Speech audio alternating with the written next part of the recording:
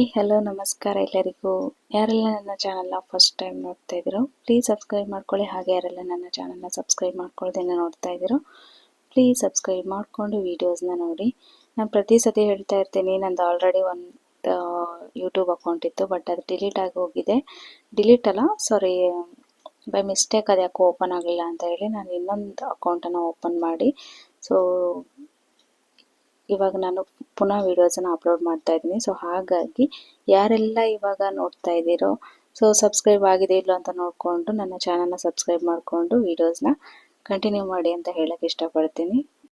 ನಾನು ಇದರಲ್ಲಿ ರೆಸಿಪೀಸ್ನ, ಹಾಗೆ ಏನಾದರೂ ಟೈಲರಿಂಗ್ ಟಿಪ್ಸ್ ಇದ್ದರೆ, ಹಾಗೆ ಎಂಬ್ರಾಯ್ಡ್ರಿ ಏನಾದರೂ ಮಾಡೋದಿದ್ರೆ ಹಾಗೆ ಅದನ್ನೆಲ್ಲ ಶೇರ್ ಮಾಡ್ಕೋತಾ ಇರ್ತೀನಿ. ಸೊ ಹಾಗಾಗಿ ಒಂದೊಂದ್ಸತಿ ಏನಾಗುತ್ತೆ ಅಂದರೆ, ಪ್ರತಿ ಸತಿ ಹೇಳ್ತಾ ಇರ್ತೀನಿ, ಮಕ್ಕಳಿರುವಾಗ ನನಗೆ ಮನೇಲಿ ವೀಡಿಯೋಸ್ನ ಅಪ್ಲೋಡ್ ಮಾಡಲಿಕ್ಕೆ ಸ್ವಲ್ಪ ಕಷ್ಟ ಆಗುತ್ತೆ. ಸೊ ಹಾಗಾಗಿ ಒಂದೊಂದು ದಿನ 2-3 ಡೇಸ್ 4 ಡೇಸ್ ಹೀಗೆ ಡಿಲೇ ಆಗ್ತಾನೆ ಇರುತ್ತೆ. ಸೊ ಈ ಸತಿನೂ ಹಾಗೆ ಆಯಿತು.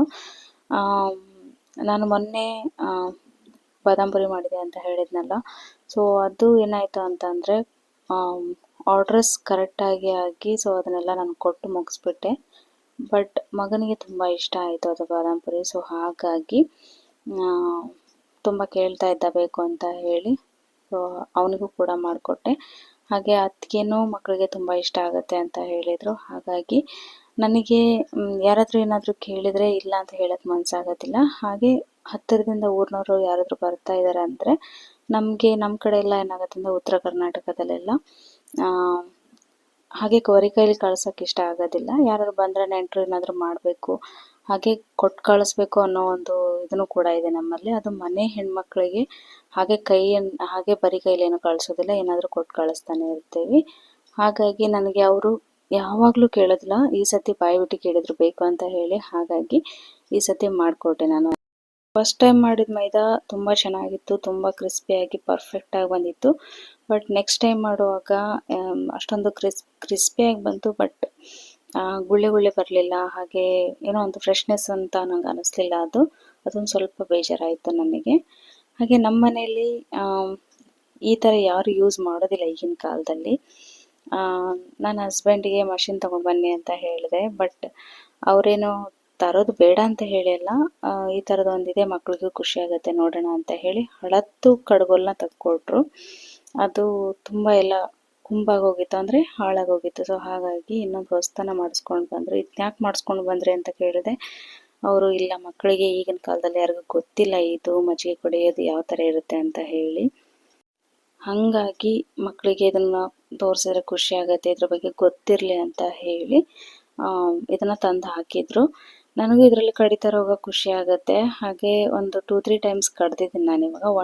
ಫಸ್ಟ್ ಟೈಮ್ ಕಡಿಯುವಾಗ ತುಂಬ ಚೆನ್ನಾಗಿ ಬೆಣ್ಣೆ ಬಂದಿತ್ತು. ಹಾಗೆ ಇದು ಸೆಕೆಂಡ್ ಟೈಮ್ ಅನಿಸುತ್ತೆ ಕಡಿಯೋದು. ನಾನು ಇದನ್ನು ಬೆಣ್ಣೆ ತೆಗಿಯೋಕ್ಕೆ ಅಂತ ಮಾಡಲಿಲ್ಲ, ಜಸ್ಟ್ ಮಜ್ಜಿಗೆ ಮಾಡಬೇಕಂತ ಹೇಳಿ ಅಷ್ಟೇ ಇದನ್ನು ನಾನು ಯೂಸ್ ಮಾಡಿದ್ದೆ. ನೆಕ್ಸ್ಟ್ ಟೈಮು ತುಂಬ ಚೆನ್ನಾಗಾಗುತ್ತೆ, ತುಂಬ ಖುಷಿ ಆಗುತ್ತೆ ಕಡಿಯೋಕ್ಕೆ. ಮಕ್ಳಿಗೂ ಏನು ಪ್ರಾಬ್ಲಮ್ ಇಲ್ಲ, ಮಕ್ಕಳು ಕೂತ್ಕೊಂಡು ಕಡಿಬೋದು, ಅವ್ರಿಗೂ ಟೈಮ್ ಪಾಸ್ ಆಗುತ್ತೆ ಅಂತ ಹೇಳಿ ಅವರು ಸ್ವಲ್ಪ ಹೊತ್ತು ಕಡಿದ್ರು ಅದನ್ನು.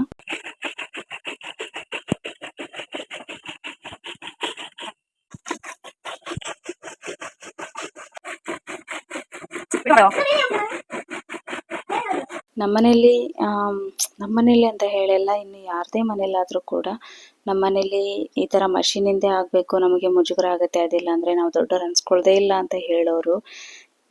ಅದು ಒಂದು ಇದು ಅಲ್ಲ. ಈ ಥರದ್ದೆಲ್ಲ ಇದ್ದರೆ ನಮ್ಮ ಒಂದು ಹೆಮ್ಮೆ ಅಂತಲೇ ಹೇಳ್ಬೋದು. ಈ ಥರದ್ದೆಲ್ಲ ಹಳೆ ಕಾಲದೆಲ್ಲ ನಾವು ಉಳಿಸ್ಕೊಂಡು ಬಂದರೆ ನಾವು ಮುಂದಿನ ಪರಂಪರೆಯಲ್ಲಿ ಮಕ್ಕಳಿಗೂ ಕೂಡ ಇದನ್ನು ತಿಳಿಸ್ಕೊಂಡು, ಹಾಗೆ ಮಕ್ಕಳಿಗೂ ಖುಷಿ ಆಗುತ್ತೆ ಈ ಥರದ್ದೆಲ್ಲ ತೋರಿಸಿದ್ರೆ. ನನ್ನ ಮಕ್ಕಳು ಹೇಳಿದ್ರು ಈ ಥರ ನೋಡಿರಲೇ ಇಲ್ಲ ನಾವು ಕಡಿಯೋದನ್ನು ಅಂತ ಹೇಳಿ. ನಾನಾದರೆ ಹಳೆ ಕಾಲದಲ್ಲಿ, ಅಂದರೆ ಹಳೆ ಅಂದರೆ ತುಂಬ ಅಲ್ಲ, ನಮ್ಮ ಅಜ್ಜಿ ಕಾಲದಲ್ಲೆಲ್ಲ ಈ ಥರ ಮಜ್ಜಿಗೆ ಕಡಿಯೋ, ದೊಡ್ಡ ಮಜ್ಜಿಗೆ ಕಡಿಯೋ ಮಾತನ್ನು ನೋಡಿದ್ದೀನಿ. ಹಾಗೆ ಬೀಸ್ತಾರಲ್ಲ ಅದನ್ನು ಕೂಡ ನೋಡಿದ್ದೀನಿ. ಹಾಗೆ ಈ ಥರ ಒಳಕಲ್ಲಲ್ಲಿ ಕುಟ್ಟೋದು ಅಂತ ಹೇಳ್ತಾರೆ, ಅದನ್ನು ಕೂಡ ನೋಡಿದ್ದೀನಿ. ಆ ಕಾಲದ ಇದನ್ನೇ ಚೆಂದ. ಬಟ್ ನಮಗೀಗ ಆ ಥರದ್ದೆಲ್ಲ ಮಾಡೋಕ್ಕೆ ಟೈಮ್ ಅಂತಲ್ಲ, ಆ ಥರ ಮಾಡೋಷ್ಟು ಪೇಷನ್ಸ್ ಕೂಡ ನಮಗೆ ಈಗ ಕಾಲದವ್ರಿಗಿಲ್ಲ. ಸೊ ಹಾಗಾಗಿ ಯಾರಾದರೂ ಮನೇಲಿದ್ದರೆ ಅದನ್ನೆಲ್ಲ ಬಿಸಾಡೋಕ್ಕೆ ಹೋಗಬೇಡಿ, ಇಟ್ಕೊಂಡು ಒಂದು ಶೋ ಪೀಸ್ ಆಗಾದರೂ ಇರಲಿ, ಒಂದು ಎಮರ್ಜೆನ್ಸಿಗಾದರೂ ಆಗುತ್ತೆ. ಸೊ ಹಾಗಾಗಿ ನಾನಿಲ್ಲಿ ಒಂದೊಂದು ದಿನ ನನ್ನ ಮಗ ಏನು ಮಾಡ್ತಾನೆ ಅಂದರೆ ಬೆಳಗ್ಗೆ ಈ ಥರ ಹಿಂದಿನ ದಿನ ಉಳಿದಿರೋ ರೈಸನ್ನೇ ಊಟ ಮಾಡಿ ಹೋಗ್ತಾನೆ. ನನಗದು ಬೇಜಾರಾಗುತ್ತೆ, ಇಲ್ಲ ಅಂತ ಹೇಳಲ್ಲ. ಯಾಕಂದರೆ ಈಗಿನ ಕಾಲದಲ್ಲಿ ಸ್ವಲ್ಪ ನಾವು ಈಗ ಅಂದರೆ ಬಿಸಿ ಬಿಸಿ ತಿಂದೆ ಅಭ್ಯಾಸ ನಮಗೆಲ್ಲ ಟಿಫನ್ನ. ಆದರೆ ಇವನಿಗೇನಂತ ಅಂದರೆ ನನಗೆ ಇದೇ ಓಕೆ ಅಂತ ಹೇಳಿ ತಿಂದು ಹೋಗ್ತಿರ್ತಾನೆ. ನಂಗೆ ಅಷ್ಟೊಂದು ಮನಸ್ಸಿಗೆ ಸಮಾಧಾನ ಇರೋದಿಲ್ಲ. ಆದರೂ ಏನಂತಂದರೆ ಇದೊಂಥರ ಹೆಲ್ದಿನ ಅಂತ ಹೇಳ್ಬೋದು. ಅವನಿಗೆ ಖುಷಿ ಆಗುತ್ತೆ ಮೊಸರು, ಉಪ್ಪಿನಕಾಯಿ ಈ ಥರ ಹಾಕ್ಕೊಂಡು ತಿನ್ನೋಕ್ಕೆ. ಸೊ ಒಂದೊಂದ್ಸತಿ ಫೋರ್ಸಬಲಿ ಬೇಡ ಅಂತ ಹೇಳ್ತೀನಿ, ಇಲ್ಲಾಂದರೆ ಕೇಳಿಲ್ಲ ಅಂದರೆ ಓಕೆ ತಿಂದೋಗು ಅಂತ ಹೇಳಿ ತಿನ್ನಿಸಿ ಕಳಿಸ್ತೀನಿ. ಈ ಥರ ತಿಂದರೆ ಯಾವುದೇ ರೋಗಕ್ಕೂ ಅಂದರೆ ಏನೋ ಹಳೆ ಕಾಲದಲ್ಲಿ ಏನೋ ಹೇಳ್ತಾರೆ, ಯಾವುದೇ ಒಂದು ರೋಗ ಬರೋದಿಲ್ಲ ಅಂತ ಹೇಳಿ. ಅದು ನಿಜಾನೇ, ಬಟ್ ಆದರೂ ನಮಗೆ ಕೊಡೋಕ್ಕೆ ಮನಸ್ಸಾಗೋದಿಲ್ಲ. ಆದರೆ ಈ ಥರದ್ದೆಲ್ಲ ಮಕ್ಕಳಿಗೆ ಅಭ್ಯಾಸ ಇದ್ದರೆ ತುಂಬಾ ಒಳ್ಳೆಯದು. ಯಾಕಂತಂದರೆ ನಮಗೆ ಹೆಲ್ಪ್ ಆಗುತ್ತೆ ಅಂತ ಹೇಳಿ ಅಲ್ಲ, ಮಕ್ಕಳು ಎಲ್ಲದರಲ್ಲೂ ಅಡ್ಜಸ್ಟ್ ಹಾಕೊಂಡು ಹೋಗ್ತಾರೆ ಅಂತ ಹೇಳೋ ಒಂದು ಇಂಟೆನ್ಷನ್ ಅಷ್ಟೇ. ಯಾಕಂತಂದರೆ ಈಗಿನ ಕಾಲದಲ್ಲೆಲ್ಲ ನಮಗೆ ಅದೇ ಆಗಬೇಕು ಇದೇ ಆಗಬೇಕು ಅಂತ ಹೇಳಿ ತುಂಬ ಜನ ಮಕ್ಕಳು ಹಠ ಮಾಡ್ತಾ ಇರ್ತಾರೆ. ಇದನ್ನು ಒಂದು ಕಲಿಸಿ ಕೊಟ್ಟರೆ ಮಕ್ಕಳು ಮುಂದೆ ಇದೇ ಒಂದು ಸಿಚುವೇಶನ್ ಅಲ್ಲಾದರೂ ಹೊಂದ್ಕೊಂಡು ಹೋಗ್ತಾರೆ ಅನ್ನೋದು ಒಂದು ಇದು ನನಗೆ. ಸೊ ಹಾಗಾಗಿ ನಾನಿಲ್ಲಿ ಅವನು ಹೋದ್ಮೇಲೆ ನನಗೆ ರೈಸ್ ತಿಂದು ಅಭ್ಯಾಸ ಇಲ್ಲ. ನಂಗೆ ಸ್ವಲ್ಪ ಹೊತ್ತಿಗೆ ಹಸಿವಾಗ್ಬಿಡುತ್ತೆ ಆ ಥರ ರೈಸ್ ಎಲ್ಲ ತಿಂದರೆ. ಹಾಗಾಗಿ ನಾನೇನು ಮಾಡಿದೆ ಅಂದರೆ ಸ್ವಲ್ಪ ವೈಟ್ ರೈಸ್ ಇತ್ತು, ಹಾಗಾಗಿ ಅದನ್ನು ಹಾಕಿ ನಾನು ತಾಲಿಪಟ್ಟು ಮಾಡೋಣ ಅಂತ ಹೇಳಿ ಇದಕ್ಕೆ ನಾನು ಎಲೆಕೋಸು ಹಾಗೆ ಫ್ಲವರ್ ಬರುತ್ತಲ್ಲ ಅದನ್ನು ಹಾಕಿ ಸಣ್ಣಗೆ ತುರಿದು ಹಾಕಿದ್ದೀನಿ. ತುಂಬ ಚೆನ್ನಾಗಿ ಬರುತ್ತೆ. ಫ್ಲವರ್ ಕೂಡ ತುಂಬ ಚೆನ್ನಾಗಿತ್ತು, ಮಕ್ಕಳಿಗೆ ಖುಷಿ ಆಗುತ್ತೆ. ಹಾಗೆ ನಾನು ಇದನ್ನು ಬಾಳೆಲೆಯಲ್ಲಿ ತಟ್ಟೆ ಹಾಕ್ತಾಯಿದ್ದೀನಿ. ನಮಗೀಗ ಏನಾದರೂ ಹಿಟ್ಟು ತುಂಬ ಗಟ್ಟಿ ಆಯಿತು ಅಂದರೆ ಉದ್ಕೊಂಡು ಹಾಕ್ಬೋದು, ಇಲ್ಲ ತಿಳು ಆಯಿತು ಅಂತಂದರೂ ಕೂಡ ಈ ಥರ ಕೈಗೆ ನೀರು ಹಚ್ಕೊಂಡು ಈ ಥರ ತಟ್ಟೆ ಹಾಕಿದರೆ ಬಾಳೆಲೆಯಲ್ಲಿ ಯಾವುದೇ ಪ್ರಾಬ್ಲಮ್ ಇರೋದಿಲ್ಲ. ನಮಗೆ ಎಳ್ಕುಸೋಕ್ಕಾಗಲಿ ಈ ಥರ ಇದಾಗಲಿಲ್ಲ ಅಂತ ಹೇಳಿ ಯಾವುದೇ ಪ್ರಾಬ್ಲಮ್ ಆಗೋದಿಲ್ಲ, ತುಂಬ ಚೆನ್ನಾಗಿ ಬರುತ್ತೆ. ಸೊ ಮಗಳು ಸ್ವಲ್ಪ ಊಟ ಮಾಡಿದ್ಲು, ಆದರೂ ಕೂಡ ಅವಳಿಗೆ ಫ್ಲೇವರ್ ತುಂಬಾ ಇಷ್ಟ ಆಯಿತು. ಹಾಗಾಗಿ ಅವಳು ನಾನು ತಿಂತೀನಿ ಅಂತ ಹೇಳಿ ನನ್ನ ಜೊತೆ ಟಿಫನ್ ಮಾಡ್ತಾ ಇದ್ಲಿ. ದಸರಾ ರಜೆ ಇತ್ತಲ್ಲ, ಸೊ ಹಾಗಾಗಿ ಮಗಳಿಗೆ ಮೊನ್ನೆನೇ ರಜೆ ಕೊಟ್ಟಾಗಿತ್ತು. ಬಟ್ ಇವನಿಗೆ ಮರುದಿನ ಹಾಫ್ ಡೇ ಸ್ಕೂಲ್ ಇತ್ತು. ಇವನು ಸ್ಕೂಲಿಗೆ ಹೋಗಿ ಬಂದು ಇನ್ನು ಡೈಲಿ ಏನಿದೆ ಅವನಿಗೆ ಕೆಲಸ ಅಂತಂದರೆ ಸೈಕಲ್ ಹೊಡೆದಿದ್ರೆ ನಿದ್ದೆನೇ ಬರೋದಿಲ್ಲ ಅವನಿಗೆ. ಹಾಗಾಗಿ ಡೈಲಿ ಸೈಕಲ್ ಹೊಡೆಯೋದು, ತೊಳೆಯೋದು ಇದೇ ಕೆಲಸ. ಏನಾಗುತ್ತೆ ಅಂತಂದರೆ ಮಕ್ಕಳಿಗೆ ಆ ಒಂದು ಇದು ಗೊತ್ತಿಲ್ಲ. ಏನಂತಂದರೆ ನೀರೆಲ್ಲ ಚೆಲ್ಲೋದು, ಮತ್ತು ಅವ್ರಿಗೇನಾಗ್ಬಿಡುತ್ತೆ ನಾವು ಕ್ಲೀನಾಗಿ ಇಟ್ಕೋತಾ ಇದ್ದೀವಿ ಅನ್ನೋ ಒಂದು ಇದಿರುತ್ತೆ. ಬಟ್ ಅವನಿಗೇನಂದರೆ ಅದು ಗೊತ್ತಿಲ್ಲ, ನಾನು ನೀರು ವೇಸ್ಟ್ ಮಾಡ್ತಾ ಇದ್ದೇನೆ ಅಂತ ಹೇಳಿ. ಆದರೂ ಕೇಳಲಿಲ್ಲ ಅವನು.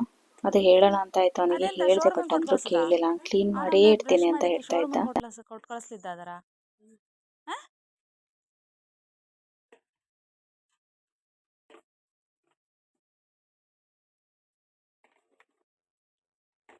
ವೇಸ್ಟ್ ಅಲ್ಲ ಆದ್ರೆ ದಿನ ತೊಳೆದ್ರೆ ಹಿಂಗೆ ದಿನ ಆಟ ಆಡ್ತೆ ನೀನು.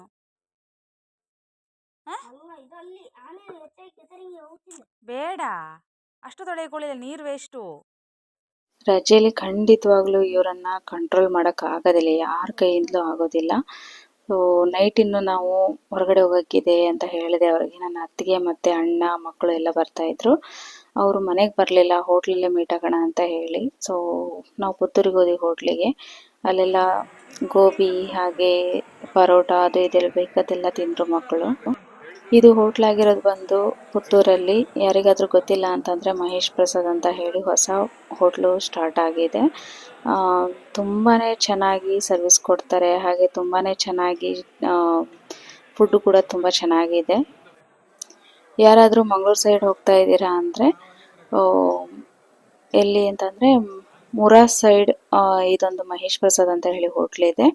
ಸೊ ಖಂಡಿತವಾಗ್ಲೂ ವಿಸಿಟ್ ಕೊಡಿ. ನನಗಂತೂ ತುಂಬಾ ಇಷ್ಟ ಆಯಿತು, ಫುಡ್ಡು ತುಂಬ ಚೆನ್ನಾಗಿರುತ್ತೆ. ಸೊ ಅಲ್ಲೆಲ್ಲ ತಿಂದು ಹೊರಡುವಾಗ 9 ಗಂಟೆ ಆಗಿತ್ತು ಆಲ್ಮೋಸ್ಟು.